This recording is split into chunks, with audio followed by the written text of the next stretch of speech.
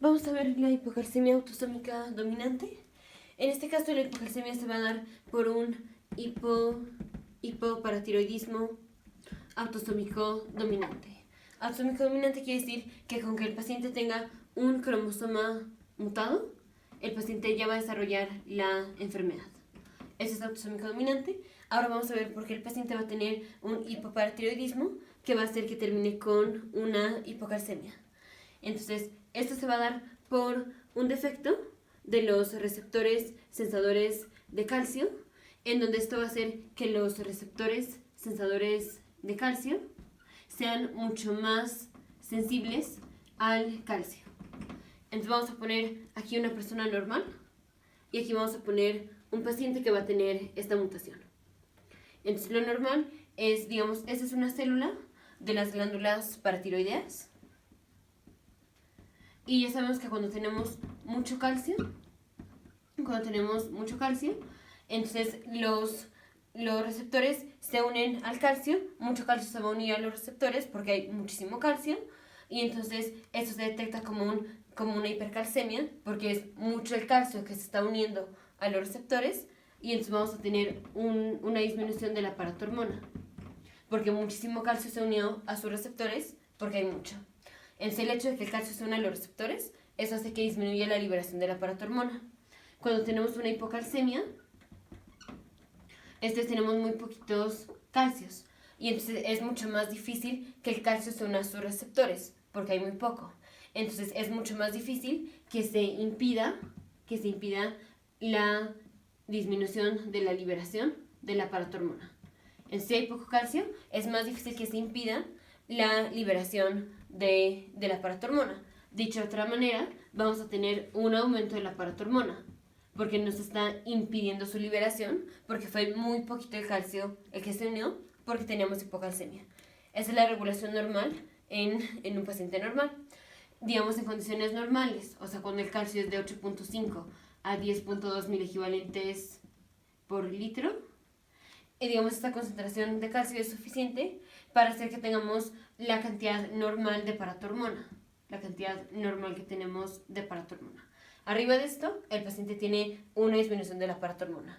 Debajo de esto, o sea, menos de 8.5, el paciente tiene hipocalcemia y eso hace que aumente la liberación de paratormona.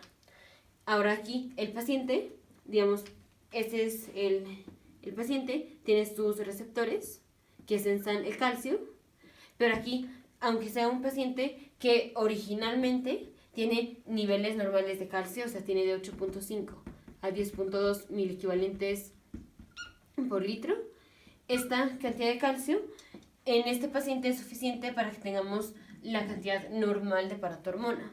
Pero en este paciente, el paciente lo va a detectar como una hipercalcemia. Porque no es que el paciente tenga hipercalcemia, tiene la misma concentración normal que este paciente, pero sus receptores son mucho más sensibles.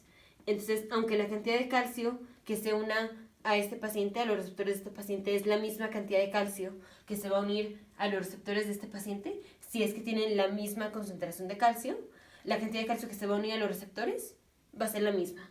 Lo único que cambia es que estos receptores son mucho más sensibles. Entonces, con esta concentración de calcio, el paciente lo va a sensar como una hipercalcemia. Porque aunque la cantidad de calcio que se une es la misma, responden porque son mucho más sensibles. Entonces, el paciente lo detecta como una hipercalcemia, aunque son niveles normales. Y entonces, si tenemos una hipercalcemia, ¿qué pasa? La respuesta normal es disminuir la liberación de la paratormona. Entonces, ¿cómo se va a presentar el paciente? El paciente se va a presentar con una disminución de la paratormona, porque los valores normales de calcio los está sensando falsamente como si fuera una hipercalcemia, y por eso disminuye la liberación de paratormona. Ahora, ya que es un hecho que la paratormona va a estar disminuida, ¿qué va a pasar con el calcio? Si la paratormona disminuye, recordemos que lo normal que hace la paratormona es promover la reabsorción de calcio y promueve la excreción de fosfato. Si la paratormona está disminuida, no se va a reabsorber el calcio. Entonces, si no se reabsorbe el calcio, vamos a tener hipocalcemia. Y si no se excreta el fosfato, porque no hay paratormona, vamos a tener un aumento de la concentración de fosfato. O sea, vamos a tener hiperfosfatemia.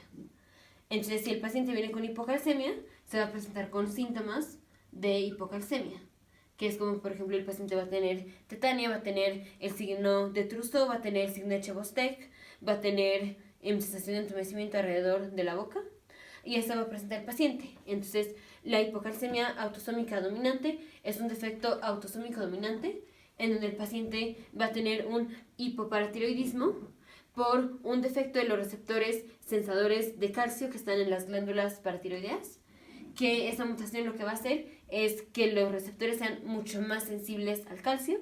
Entonces el paciente percibe el calcio como una hipercalcemia, por tanto disminuye la paratormona, y entonces el paciente desarrolla hipocalcemia por la falta de paratormona e hiperfosfatemia por la falta de paratormona, y viene con síntomas de hipocalcemia. Nos vemos en el siguiente video, futuros médicos, científicos e ingenieros.